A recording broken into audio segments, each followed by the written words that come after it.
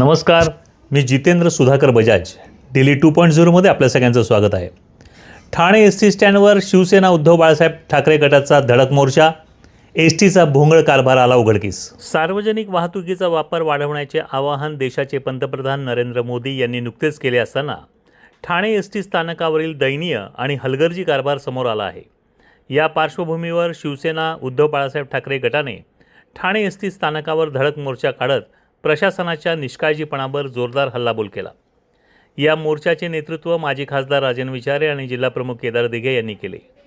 त्यांच्यासोबत मोठ्या संख्येने शिवसैनिक आणि पदाधिकारी उपस्थित होते. स्थानकाला दिलेल्या भेटीदरम्यान अनेक गंभीर बाबी उघडकीस आल्या. सुमारे 70 वर्षे जुने असलेले बांधकाम मोडकळीस आले असून प्रवाशांच्या सुरक्षिततेचा प्रश्न निर्माण झाला आहे. ज्येष्ठ नागरिकांना शासनाकडून मोफत प्रवासाची सुविधा असतानाही त्यांच्याकडून प्रत्येकी 200 रुपयाची बेकायदेशीर वसुली केली जात असल्याचा आरोप करण्यात आला. एस टी स्थानकावरील शौचालय मोफत असतानाही विशेषतः महिलांकडून पैसे उकळले जात असल्याची धक्कादायक बाब समोर आली. या सर्व प्रकारामुळे प्रवाशांना मोठ्या गैरसोयीचा सामना करावा लागत आहे.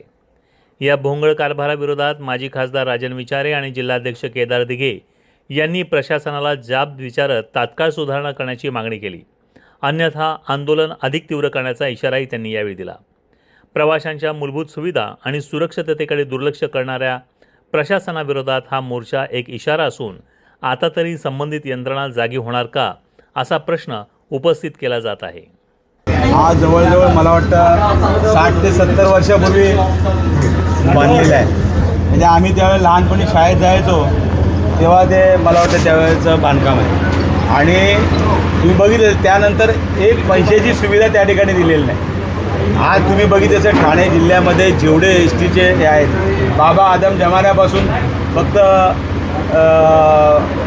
जे सर्व बसस्थानक आहेत त्यांना कुठलीही सुविधा नाही, पिण्याच्या पाण्याची सुविधा नाही.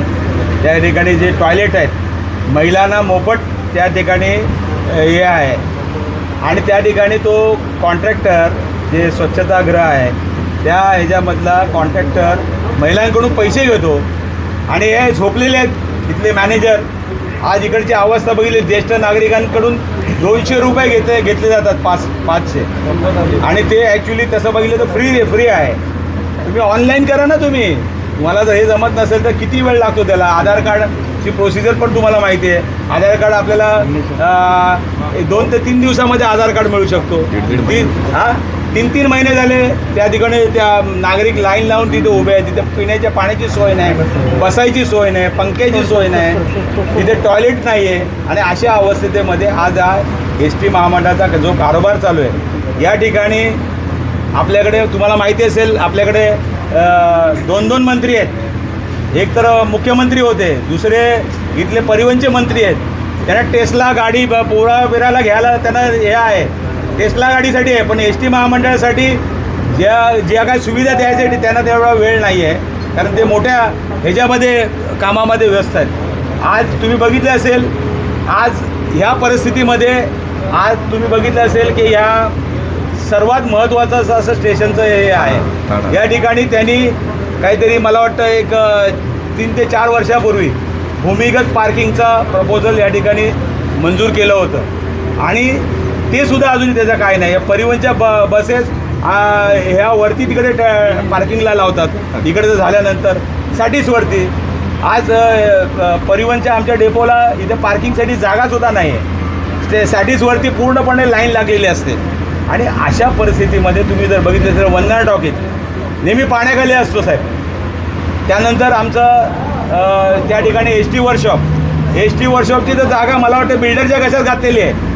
इथं वर्कशॉपसाठी वसाहत तिकडे या आमच्या कर्मचाऱ्यांसाठी त्या ठिकाणी वसाहत तिकडे होती, ती काढून त्या ठिकाणी एका बिल्डरच्या घशात घालण्याचं काम त्या ठिकाणी त्या झाडं कापून मोठमोठी झाडं कापली जात आहेत. आणि अशा परिस्थितीमध्ये तुम्ही जर बघितले असेल एस टी महामंडळाचे आज आम्हाला ते कर्मचारी भेटले होते.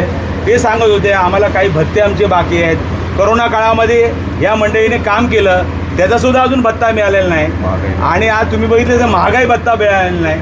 असे कित्येक त्यांचे प्रश्न आहेत. आज तिकडे बघितलं असेल कर्मचारी आहेत ते जुन्या धोकादायक इमारतीमधून काम करत आहेत. कधी ते स्लॅब कोसळेल सांगता येत नाही. त्याबरोबर मला वाटतं प्रवासीसुद्धा त्यामध्ये दगावतील. ज्येष्ठ नागरिक असतील किंवा महिला असतील किंवा लहान मुलं असतील. अशा पद्धतीने संबंध तुम्ही बघितलं असेल, हे संबंध वाटोळं करण्याचं काम या माध्यमातून हे सरकार करते. या ठिकाणी दुर्दैव आहे या ठाण्याचं. या ठाण्याला मुख्यमंत्रीसुद्धा राबले होते, या ठिकाणी परिवहन मंत्रीसुद्धा या ठिकाणी आहेत, परंतु आज संबंध ठाणे जे आहे हे बेदखल झालेलं आहे. आणि या ठाण्यामध्ये तुम्ही आज जर बघितलं असेल, ह्या संबंध तुम्ही एस टीचा जो कारभार बघितला असेल, ते मला वाटतं त्यांना वेळ नाही आहे आणि मला वाटतं त्यांना घरी बसवायला पाहिजे. या निमित्ताने मी त्यांना इशारा देतो आहे की आज जर या 15 दिवसामध्ये हे जर व्यवस्थित झालं नाही तर मला असं वाटतं की या ठिकाणी परत एकदा आम्हाला रस्त्यावर उतरून आंदोलन करावं लागेल. रोज घडणाऱ्या विविध घडामोडींची माहिती मिळण्यासाठी डेली 2.0 हे चॅनल लाईक करा, शेअर करा आणि सबस्क्राईब करा.